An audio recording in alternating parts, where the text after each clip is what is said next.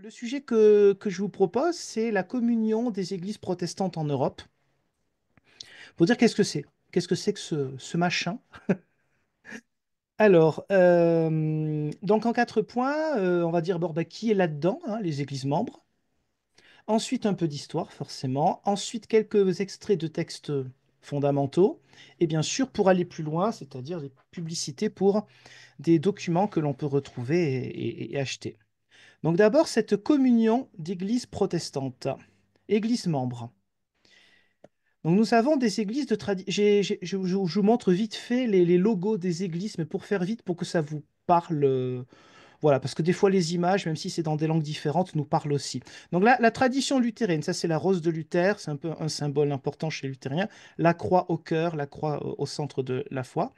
Donc nous avons par exemple la Norvège, l'église luthérienne de Norvège, le Danemark, l'Estonie, la Lituanie, la Géorgie, l'Autriche. Ah, je vois pas tout avec l'écran qui est là, je vais le baisser.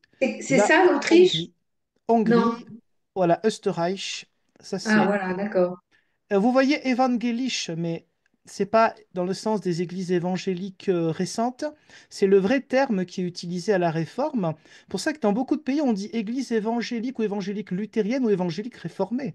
En Suisse, on parle d'église évangélique réformée. Vous voyez, c'est. Mais en français, le mot évangélique évoquera plus dans notre, pas notre inconscient, mais plus les églises évangéliques récentes qui ne sont pas de confession luthéro-réformée. Alors, ensuite, voilà. Bon, voilà, c'était pour vous montrer un peu voilà, la Slovénie, la Slovaquie, les Slovaques en Serbie, des Hongrois en Roumanie, parce que des fois, selon l'histoire, il y a des langues différentes selon les pays, la Croatie, l'Islande, les luthériens d'Islande, vous savez, ils ont été colonisés par les Ah Danois. bon, il y en a là en Islande. L'Islande est luthérienne parce que c'est le Danemark qui les a colonisés au 16e. Ah ouais, d'accord. Bon, évidemment, ils leur ont pas demandé leur avis, hein. C'était comme ça à l'époque, hein. Bon. Donc l'Église luthérienne est toujours présente. J'ai croisé à une réunion écuménique mondiale une pasteur d'Islande, où ils portent encore la fraise comme, voilà, Hmm. comme nous au 17e. Moi j'aime bien ça, bon, on s'en fout.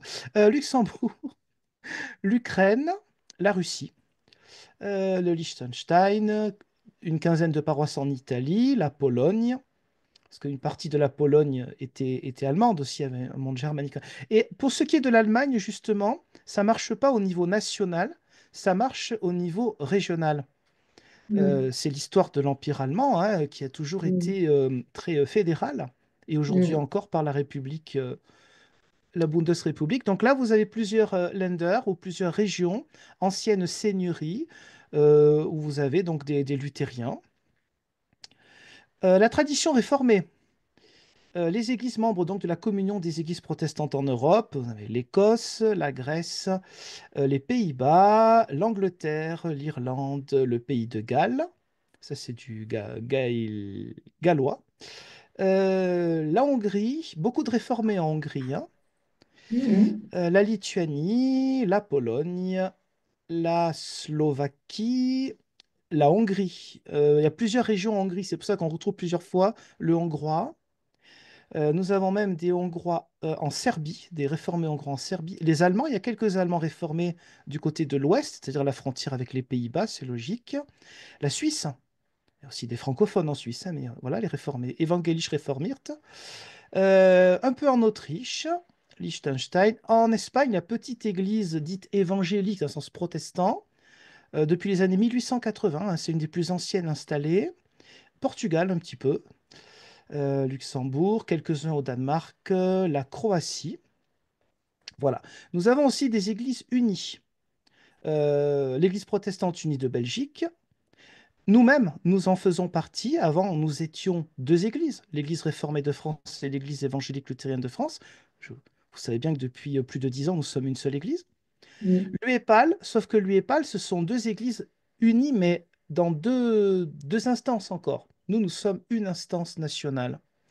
Donc, en Alsace, les méthodistes et les vaudois forment une union d'églises depuis 1975. Cette union d'églises est membre depuis le départ de la communion des églises. Les Allemands, de nouveau, des régions allemandes, vous voyez, où il y a plus ou moins de luthériens ou de réformés ensemble. Voilà. Et puis, alors là, j'ai fait un petit passage spécial, j'ai marqué l'héritage tchèque, parce que il y a une histoire aussi avant la Réforme avec les frères moraves ou avec aussi les Hussites. Donc vous voyez la carte, vous voyez de côté un peu ouest la région appelée Bohême et le côté est la région appelée Moravie. Et au nord-est, la Silésie tchèque.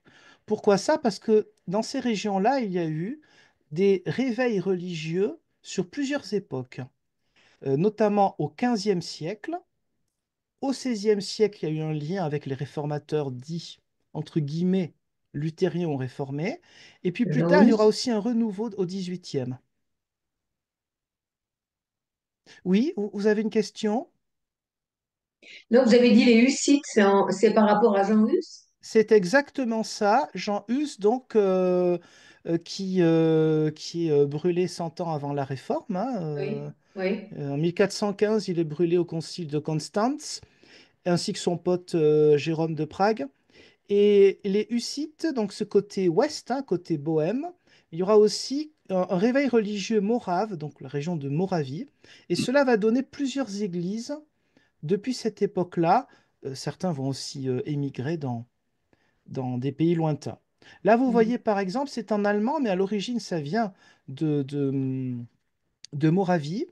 La communauté des frères, de l'unité des frères, c'était au départ une spiritualité donc tchèque, enfin morave, qui a, é- qui a reçu un nouveau souffle au XVIIIe avec un certain comte von Zinzendorf, qui était, on va dire, un écuméniste, le terme n'existait pas dans le sens d'aujourd'hui, de l'époque.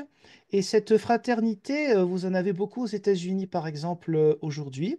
Et en Europe, elle est parfois donc en langue allemande, mais originaire de ce pays. Mhm. Vous avez aussi l'église luthérienne de Silésie. C'est pour ça que tout à l'heure, je vous ai dit, regardez, il y a la Silésie.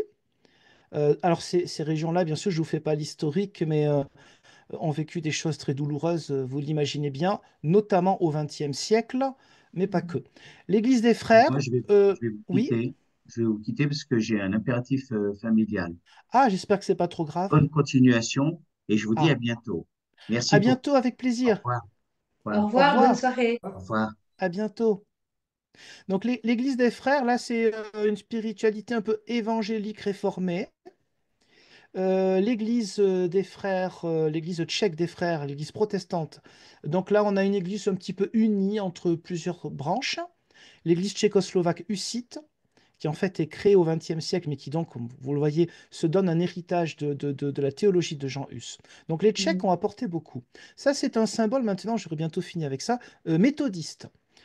Pour vous dire, au départ, en 1973, c'est la grande année, c'est l'année de la Concorde de Leuenberg, un texte d'union, de communion, donc en Europe, entre luthériens réformés, Église unie, vaudois, moraves.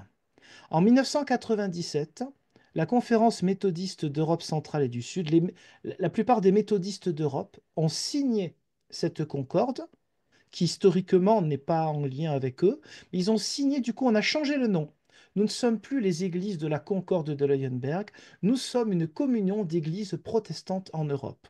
Le changement de nom est dû à l'entrée des méthodistes, comme ça notre nom correspond mieux à la diversité encore plus forte de cette communion d'églises. Donc les méthodistes, par Excusez-moi, exemple, il y avait des oui, méthodistes chez les Vaudois? non, alors en fait, non, j'ai parlé vite. En Italie, les Vaudois, bien sûr, existent depuis longtemps, ça vient de chez nous, hein, au départ. Mhm. Enfin, chez nous, Lyon n'était pas dans le royaume de France à l'époque, mais bon, Mhm. pour faire vite, ça vient entre guillemets de territoire quasiment français. Les méthodistes, vous le savez, ont apporté un réveil religieux important au XIXe siècle, notamment dans les pays latins, dont l'Italie, où ils ont apporté des missionnaires, beaucoup d'argent pour aider les Vaudois à créer des écoles même, hein, vaudoises, etc., dans des endroits reculés, des petits villages très isolés. Les D'accord. méthodistes, du coup, sont en fait un peu plus nombreux que les Vaudois au niveau de leur paroisse. Je dirais qu'il Mhm. doit y en avoir une quarantaine sur toute l'Italie et je dirais une trentaine de paroisses vaudoises sur toute l'Italie. Et ces deux églises-là sont en communion depuis 1975. Hmm. Et donc chacun garde bon, sa structure, sa liturgie, son accent personnel, mais ce sont des églises en communion. Un pasteur méthodiste peut être pasteur d'une église locale vaudoise et vice-versa. C'est pas du tout un problème. Ils étudient tous à la faculté vaudoise de Rome. Ah oui, Voilà. Donc c'est pas la merci. même histoire, mais ce sont deux églises qui sont dans une union. Hmm. Voilà. Mhm. Donc ça fait partie voilà, des comment on est Église ensemble. Hmm. Nous, une bonne partie des méthodistes français sont rentrés dans l'Église réformée de France lorsqu'elle s'est unie dans sa quasi-totalité en 1938. Donc il y a quelques méthodistes, mais beaucoup de méthodistes, notamment Cévenol, étaient rentrés dans l'Église réformée de France. Alors, vous avez des méthodistes en Irlande, en Allemagne, dans les pays nordiques, baltiques, etc., le Portugal. Vous avez une église libre qui est membre de la communion des églises protestantes en Europe, une église d'Écosse. Et vous avez des... Alors, là, j'ai marqué ethnique, le terme est un peu spécial, c'est pour faire vite. Vous avez par exemple des luthériens de langue allemande, mais qui vivent en Lettonie. Ah oui. Donc voilà, vous avez pareil pour la Grèce. En Angleterre, vous avez une congrégation germanophone luthérienne en Grande-Bretagne. Là, vous avez des luthériens aux États-Unis d'Amérique. Tout cela, bien que expatriés, et on verra après, bien que pas forcément en Europe, sont membres de cette communion. Je viens justement avec des églises hors Europe. Et là, vous vous dites, attendez, c'est un peu bizarre. On parle de la communion des églises protestantes en Europe. Eh bien, il y a Hmm. des églises qui historiquement ont un lien avec l'Europe souvent, mais qui sont en Amérique du Sud et qui Ah. sont en communion avec nous quand même. Hmm. Par exemple, l'Église luthérienne d'Argentine et d'Uruguay, Hmm. l'Église évangélique du Rio de la Plata, c'est une église, je dirais, de tradition plutôt réformée, les luthériens de l'Équateur, les Vaudois qui sont en Argentine, et donc bien sûr, c'est une immigration italienne, je ne sais pas quel siècle, je pense 19e, mais bon. Donc ils ont une église vaudoise importante en Argentine. Juste une petite... À gauche, vous voyez sur l'image le sigle des Vaudois. Lux lucet in tenebris. La lumière, lui, dans les ténèbres. Ça, c'est typique de l'évangile de Jean. Eh bien, vous voyez ce logo, si j'ose dire. Vous trouvez le même quand vous allez dans le Piémont, en Italie, dans les églises vaudoises. Voilà, c'est un peu leur logo. Église réformée en Argentine, église méthodiste argentine. Et puis vous avez, je termine là pour cette première partie, vous m'arrêterez si je suis trop long, les églises partenaires, c'est-à-dire des églises qui sont observatrices de ce qui se fait dans cette communion des églises protestantes d'Europe, mais qui ne sont pas membres. Et là, surprise, vous voyez l'église de Suède. Je dis pourquoi je dis surprise, c'est une église luthérienne historique. Pourquoi elle n'est pas membre? Je dis pourquoi et je donne la réponse, c'est un peu de la rhétorique. On pourrait se poser la question pourquoi, alors qu'on a vu qu'il y avait la Norvège, le Danemark, etc. Hmm. Elle n'est pas membre, sans doute, c'est la théo... en tout cas, c'est ce qu'écrit André Birmelet, qui est un grand écuméniste, parce que l'Église luthérienne de Suède a beaucoup misé, entre guillemets, sur le dialogue écuménique avec les églises orthodoxes, ou vieilles catholiques, c'est un monde un peu à part, et anglicanes, c'est-à-dire des églises où l'épiscopat, le système épiscopal, donc le système des évêques, est quelque chose de très important. Ce qui n'est Hmm. pas le cas même pour d'autres luthériens, et évidemment ce qui n'est pas le cas pour des églises réformées Ah oui. ou unies. Donc ceci expliquerait pourquoi l'Église de Suède a mis plus de temps que la logique pour d'autres Hmm. luthériens d'être dans cette communion d'église. Mais je ne me fais pas du souci pour sa venue prochaine. Hmm. Vous avez une petite église unie en Suède. Vous avez l'église, pareil, luthérienne de Finlande. C'est la même raison que ce que je vous ai dit pour la Suède, hein. Et vous avez une petite union de luthériens en Allemagne. Cette petite union, ce sont des luthériens conservateurs, très conservateurs. Ce qui explique pourquoi ils ne sont pas membres, mais là aussi, on peut espérer que, avec le temps, les gens évoluent un peu. Hmm. Hmm. Voilà, donc ça, c'était pour vous montrer la diversité des églises qui sont membres de cette communion. Et le terme communion vous le comprenez bien, ce n'est pas un terme anodin. Alors d'abord, pour en arriver là, oups, je regarde l'heure, c'est 20h56. Vous me donnez encore 10 minutes? Oui. Bon, super, on n'est plus trop nombreux, mais bon. Donc un peu d'histoire. Pour en arriver là, d'abord, nous avons des ratés au XVIe siècle. Des ratés célèbres, c'est en 1529 le colloque de Marbourg, c'est dans l'actuelle Allemagne centrale. Ce raté, c'est quoi? C'est plusieurs réformateurs qui se retrouvent, dont deux plus connus que d'autres, Luther et Zwingli. Ils sont d'accord sur 14 points sur 15. Le 15e Mm. point, c'est l'Eucharistie, la Sainte Seine. Et vu les caractères de cochon qu'ont autant Luther que Zwingli, peut-être même plus Luther que Zwingli, moi je le dis en étant luthérien, les deux ont un ego très, voilà, peut-être plus Luther, parce qu'on a les traces après de comment ils ont parlé, de comment ça s'est passé le colloque. Et Luther dit, j'ai écrasé Zwingli, bravo. Bon, passons. Mm. C'est un raté, on va dire, écuménique du 16e. Un raté, mais pas un raté total, puisque je vous dis 14 points sur 15, ils étaient d'accord quand même, hein. Ouais, c'est beaucoup. Bon, alors quelque chose qui a été oublié, c'est une concorde. Vous voyez que le terme concorde n'a pas été choisi pour rien au 20e.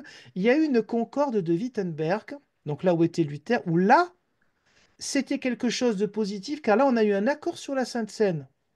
Alors on dit, bah, pourquoi c'est un raté? Ben, c'est un raté parce que ça n'a pas, comment dire, ça n'a pas été fructueux pour la suite. Cette concorde a été oubliée bien vite, Ah. alors qu'il y avait un accord de théologie un peu différente de ce qu'on appellerait aujourd'hui, je mets des guillemets, luthérien et réformé. Je fais une Mm. caricature. Ce qui n'avait pas marché à Marbourg a marché à Wittenberg, mais ça n'a pas eu de suite. Donc c'est un raté. Mm. Maintenant, nous avançons dans l'histoire. Je vais vous donner un extrait d'une lettre de 1859. En 1859, en France, il y a le troisième centenaire de la Réformation. Pourquoi en 1859? C'était pour rappeler la confession de La Rochelle, qui, vous savez, la grande confession de foi française des églises réformées. À ce moment-là, voici ce qu'écrit entre autres l'inspecteur ecclésiastique, c'est-à-dire l'évêque luthérien de Montbéliard aux églises réformées françaises.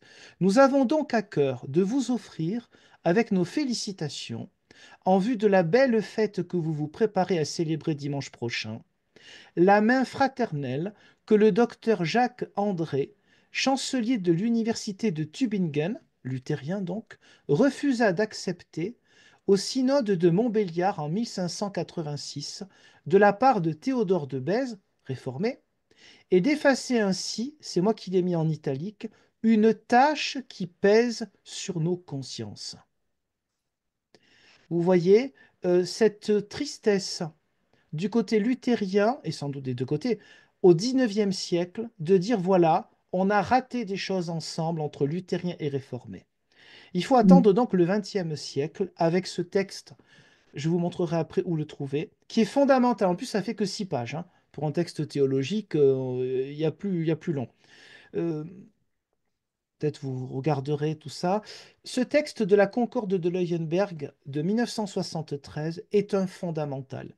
C'est lui qui fonde la possibilité d'église unie. Par exemple, nous sommes dans une église unie. Les fondements théologiques viennent de 1973.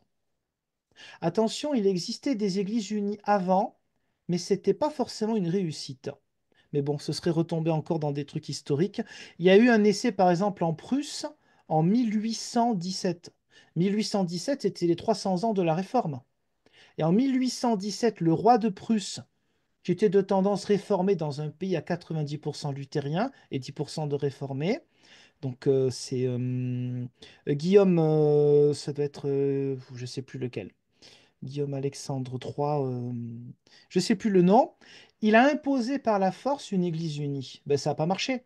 Et en gros, il a dit aux luthériens et réformés, écoutez, ça fait 300 ans qu'on existe, on est divisé, allez hop, moi je décrète qu'on va faire une église unie. Ben oui, mais ça ne marche pas du haut comme ça. Résultat des courses, il y a eu une église unie, donc de Prusse, et puis les luthériens qui ont refusé cette union ont fait une église de l'ancienne Prusse, qui est ultra-luthérienne. Et je crois aussi qu'une partie des réformés ont dit, bon, c'est pas terrible non plus cette histoire. Donc l'union d'église a existé avant 1973, mais là aussi c'était un peu raté, parce que c'était vu comme une imposition, et donc le travail théologique et l'envie n'était pas forcément au rendez-vous. Là, en 1973, il y a une envie réelle, sincère, de la plupart donc des luthériens et des réformés européens, plus vaudois, moraves et plus tard méthodistes, de dire écoutez, ok, on a quelques différences, mais ces différences ne nous séparent plus. Voilà où est la communion d'Église. On est en communion d'Église quand on dit ok, sur la Sainte Seine, il y a des nuances, d'accord. Ok, sur le système d'église, certains ont des évêques, d'autres ont des conseils régionaux. C'est pas une différence fondamentale. Il y avait aussi des choses plus, on va dire, plus abstraites pour nous sur la christologie, sur le Christ. Bon, des choses, des détails pour nous aujourd'hui. La question de la prédestination, la question de comment on définit la prédication, etc. Les liturgies, ben, ce n'est pas un problème. Voilà. Nous sommes en communion parce que nos différences ne sont pas séparatrices. Voilà. Nous ne sommes pas en communion avec l'Église catholique romaine parce que les différences entre nos églises sont encore séparatrices. Par contre, entre luthériens, réformés et plein d'autres, nous sommes en communion. Et ce qui se vit en Europe a été un modèle aux États-Unis d'Amérique.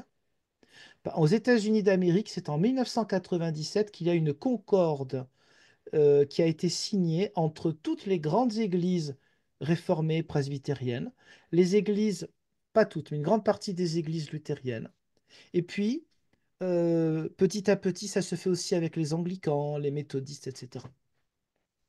Donc, ce que je veux vous dire par là, c'est que l'Europe a été un exemple dans son écuménisme intra-protestant aussi pour d'autres continents. C'est pour ça que vous avez vu tout à l'heure que, bizarrement, il y a des églises hors Europe.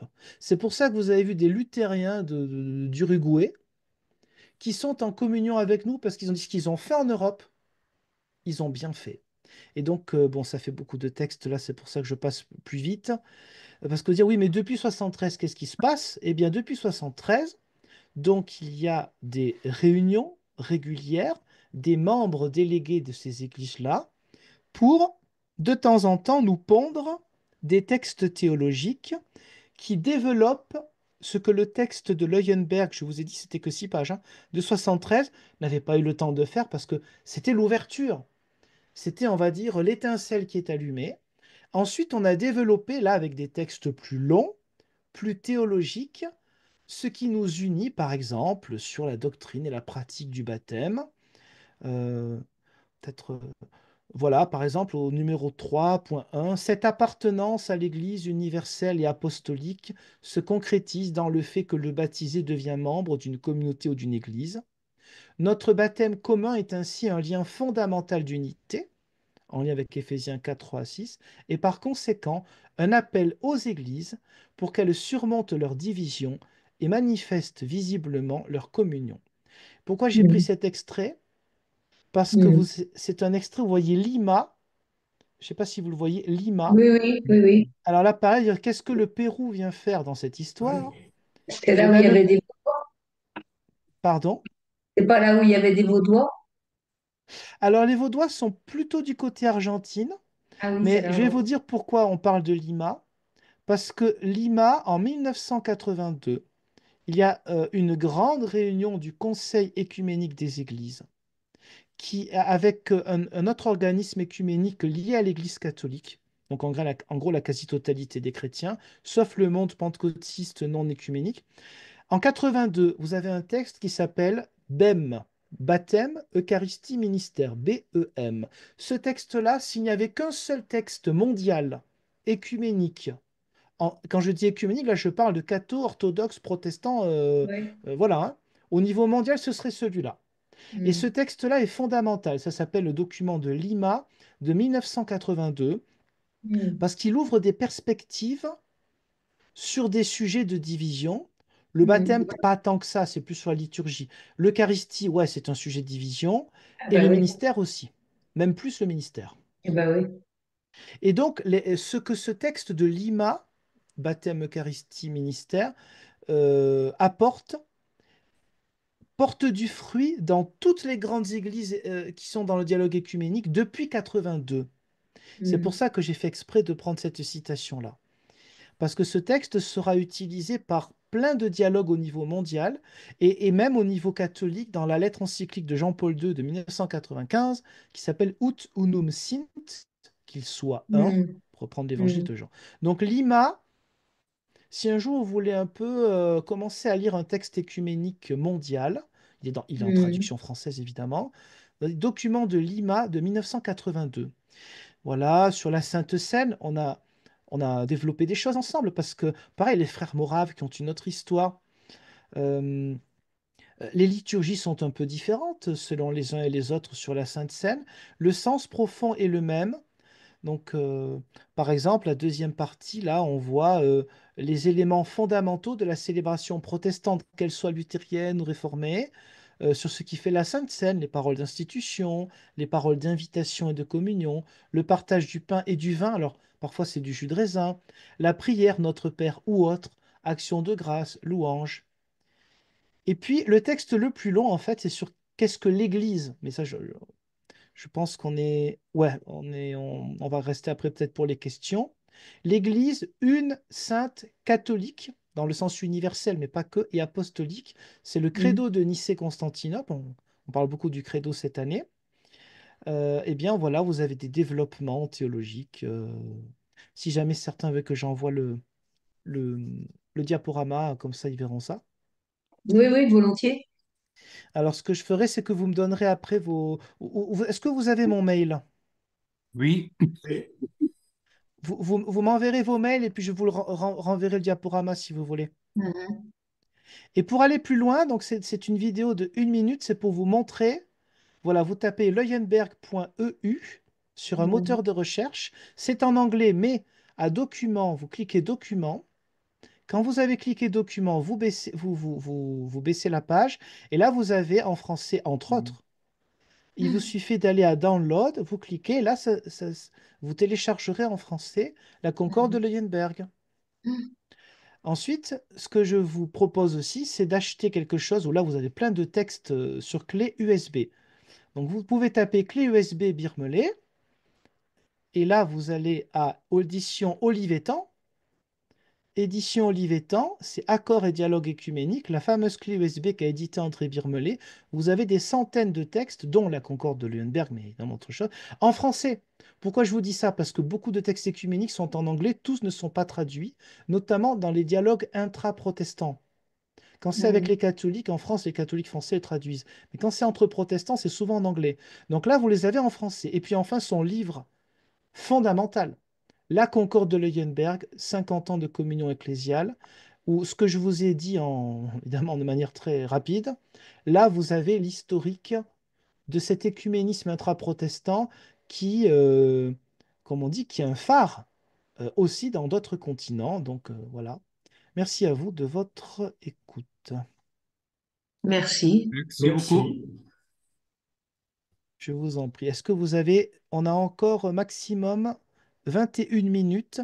Est-ce que vous avez des demandes d'éclaircissement parce que je parle vite ou des questions sur ce qu'on a vu de manière hyper rapide? Ben moi, ça me renvoie l'image de la complexité, rien que déjà dans notre église protestante. Et alors, quand on pense à toutes les églises dans le monde, pour s'unifier, c'est pas demain la veille, quoi. Hmm. Alors en fait, il y a plusieurs modèles d'unité. C'est-à-dire que euh, là, par exemple, nous sommes une église unie, c'est-à-dire qu'au sein de notre église, il y a Mm, des particularités luthériennes, régionales, à Montbéliard ou des paroisses luthériennes de Paris, des particularités réformées, mais nous sommes dans une seule église. C'est au singulier. Les mm, liturgies comment dire, même si là on est en train de changer, on peut changer de liturgie si on veut. Si vous allez au temple de Montbéliard, vous allez communier avec des hosties. Vous avez la tradition luthérienne. Si vous allez au temple de Chambéry, ou d'Annecy, ou d'ailleurs, c'est tradition réformée, vous communiez avec du pain et du jus de raisin. Donc, chacun garde sa spécificité. L'unité n'est pas, comme on dit souvent, l'uniformité. mm, Après, en Alsace, vous avez des luthériens, des réformés. Ce sont deux églises, pas une, mais deux, mais ça, c'est des histoires aussi très compliquées administratives par rapport à l'histoire de l'Alsace-Moselle. Bon, Mhm. mais les pasteurs tournent depuis des décennies luthériens dans des paroisses réformées, réformées, voilà, c'est pas un problème, hein. Mais il y a deux institutions encore, parce que c'est un peu compliqué d'unifier cela. Euh, Vous avez vu qu'en Allemagne, ça marche par région, c'est aussi leur histoire, c'est fédéral aussi dans l'Église. Et vous avez vu plein d'églises. Mais c'est pas parce qu'il y en a plein qu'elles sont en désaccord, hein. Non, non, d'accord. Voilà. C'est-à-dire que la multiplicité des institutions Mhm. ne signifie pas forcément une différence. La preuve, Mhm. par exemple, avec cette communion d'églises protestantes en Europe, nous sommes unis quelque part avec, Mhm. eh bien, l'Église méthodiste du Portugal. Mhm. Et pourtant, l'histoire de l'Église méthodiste du Portugal est très différente de l'histoire des églises réformées ou luthériennes de France. Mhm. Mais nous voyons dans l'Église méthodiste du Portugal comme dans l'Église luthérienne du Danemark l'Église de Jésus-Christ. Mhm. Nous considérons que les sacrements de l'Église méthodiste du Portugal ou de l'Église luthérienne du Danemark sont les vrais sacrements. Mhm. Un pasteur de l'Église méthodiste du Portugal pourra sans trop de difficulté être peut-être un jour pasteur à Chambéry dans Mhm. l'Église protestante unie de France, alors qu'il est méthodiste. Il a Mhm. une spiritualité méthodiste qui a sa valeur, qui a sa grandeur, et Mhm. il va par contre, en venant chez nous, enfin je dis ça comme un exemple, il va Oui, faire oui. quoi? Il va prendre la liturgie de chez nous. Il ne va pas Mhm. imposer une liturgie méthodiste. Mhm. Il va être dans une église où il n'y a pas d'évêque, alors qu'il y a des évêques dans l'église méthodiste. Eh bien, c'est pas Mhm. grave. Il va adhérer à ça tout en étant Mhm. méthodiste. Voyez? Donc, c'est un système Mhm. qui, euh, qui fait que même si les noms sont gardés, on va dire, bah, Mhm. lui, il est méthodiste, nous, on va dire, on est réformé ou luthérien. C'est pas grave. On a un Mhm. nom différent, une histoire différente, mais on est en totale communion.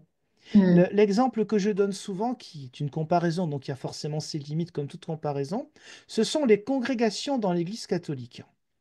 Mhm. Les franciscains ne sont pas des jésuites. C'est pas du tout la même histoire. Les Non. dominicains, c'est autre chose, etc. Pourtant, ils sont dans la même Église catholique romaine. Eh bien, nous, Mhm. c'est un peu pareil. Une Église luthérienne a une spécificité, notamment liturgique, un peu différente d'une Église réformée. Eh bien, pourtant, on est en communion totale Mhm. parce que ces différences ne sont pas séparatrices. Mhm. Est-ce qu'un évêque méthodiste se marie? Tout le monde se marie. Dans Ah le ouais, protestantisme, quel que soit le nom des d'accord. ministères, tout le monde se marie. C'est Mhm. uniquement dans l'Église catholique romaine Ouais, c'est où ça. un prêtre est forcément un homme célibataire.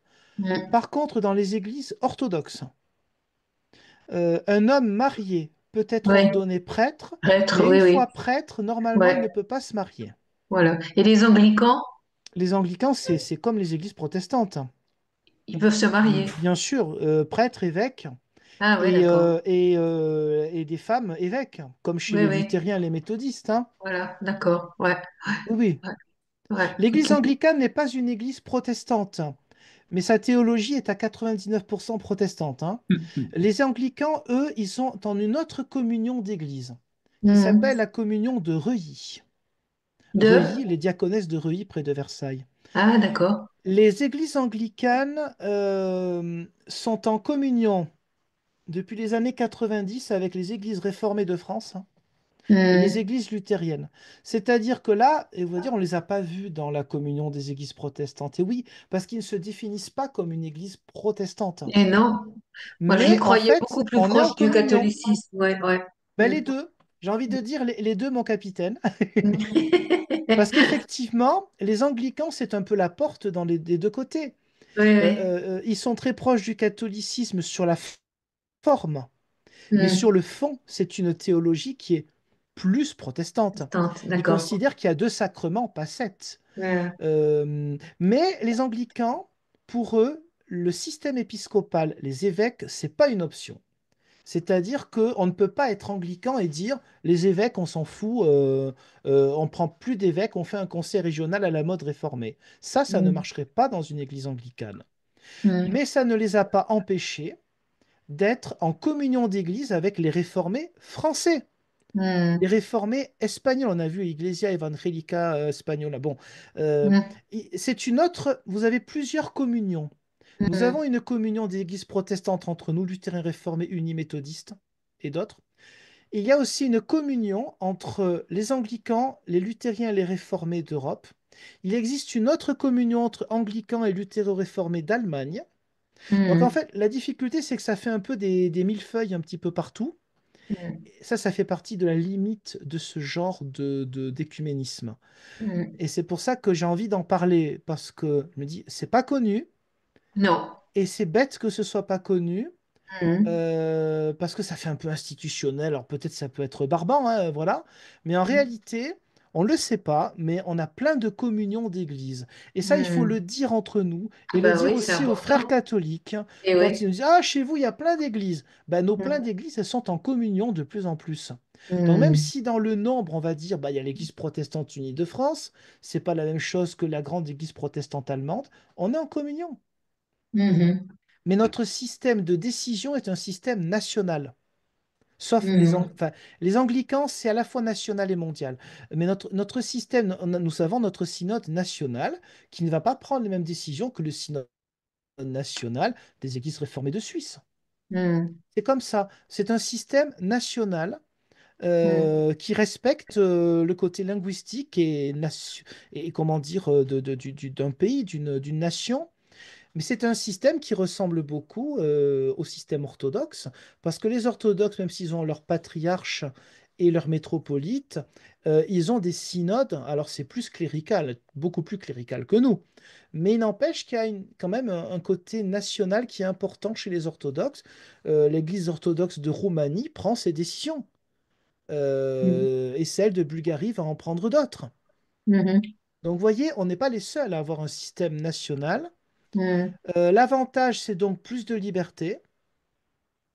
Et l'avantage du système mondial, entre guillemets, catholique romain, très décrié souvent à juste titre, c'est que par contre, dans l'idéal, il est plus critique face au nationalisme, justement, l'histoire l'a montré parfois, du XXe siècle, que les églises orthodoxes ou protestantes quand elles sont mises dedans. Mais ça nous mènerait loin dans l'histoire. Il est plus quoi, vous avez dit? Il est du coup plus universaliste et moins nationaliste lorsqu'il y a malheureusement des nationalismes. On l'a vu en Allemagne, c'est quand même une majorité de luthériens pas réformés qui ont D'accord, soutenu et qui ont mis au pouvoir le d'accord, Parti national-socialiste. C'est pas les Bavarois, le catholiques, qui ont voté pour Hitler, hein. Ce sont les ouais, luthériens. Les d'accord. chiffres sont clairs. Pas les Ah ouais? réformés, les luthériens. Ah ouais. Les chiffres sont très clairs. Il n'y a pas de discussion là-dessus parce qu'à l'époque, chaque région était marquée beaucoup plus qu'aujourd'hui Mm, confessionnellement. Et mm, la Bavière, sauf le nord, la Franconie qui est luthérienne, Bavière est très catholique, la Bavière, dans sa grande majorité, n'a pas voté pour le Parti national-socialiste. Les Prussiens, luthériens en mm, grande majorité, ont voté à 40% pour le Parti national-socialiste. Bon, on ne va pas refaire l'histoire. Il y a eu aussi des résistants dans l'Église protestante, mais en mm, proportion, ils étaient peut-être plus du côté catholique, mais c'est un autre sujet. Donc, c'est le problème quand on est une Église nationale. Du coup, le recul est peut-être plus difficile lorsque un parti nationaliste vient au pouvoir. Il y a le pour et le contre, aucun système est parfait. Donc voilà, je vous remercie de votre attention.